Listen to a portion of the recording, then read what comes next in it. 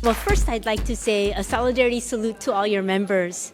I remember there was a Hankook Tire strike in your union, and I was very impressed. Our union members sent a small solidarity message, but I hope we can always grow closer.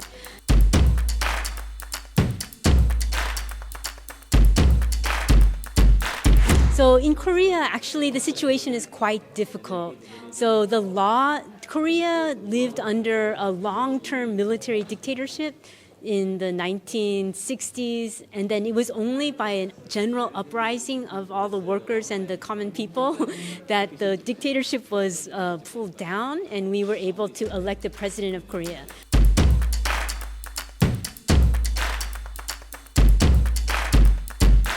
So what happened is that when the military had the coup d'etat, they took over power, they dissolved all the trade unions. They picked a 9-member committee of people close to the military generals, 5-star military generals, and close to the Korean Central Intelligence Agency.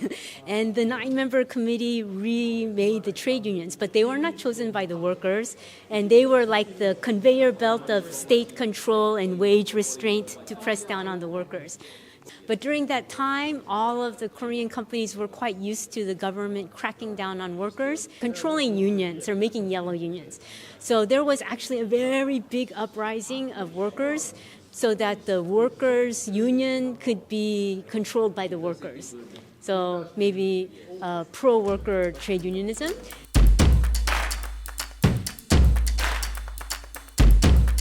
So we had a big uprising in 1987.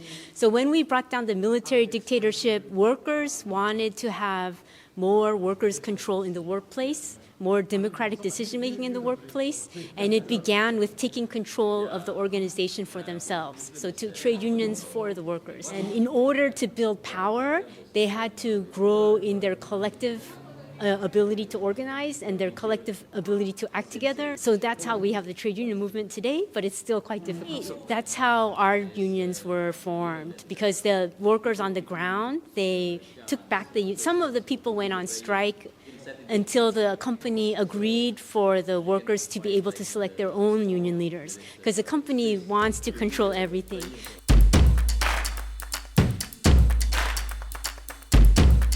So I can say in general, Korean companies are very difficult because they got very lazy about developing social dialogue or good collective bargaining skills or even proper compliance to standards, just regular standards that are needed by workers because they had the military dictatorship supporting them for a long time in a very early period. And it was only when we had a big uprising of the whole society, brought down the military dictatorship and democratized a lot of the trade unions that workers were able to actually increase their wages, gain rights, and gain power. But it's still a very long battle for us because a lot of the trade union laws in Korea are still from the old times. Yeah, and so we have been fighting, having strikes and struggles for reform of the Trade Union Act because it's only when workers can really exercise the freedom in their own hand that they can really have the power. So it's still a process for us, but we understand, we're not going to think that, the company was innocent and did everything correct, because we have our own painful experiences.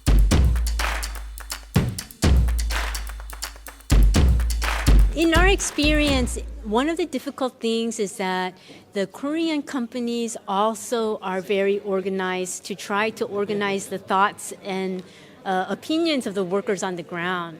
So the workers really need to have a real activity level among themselves in order to sustain some countervailing force to be able to receive the rights that they deserve and the wages that they deserve. Yeah, so a lot of Korean companies, they don't just easily give it up any control.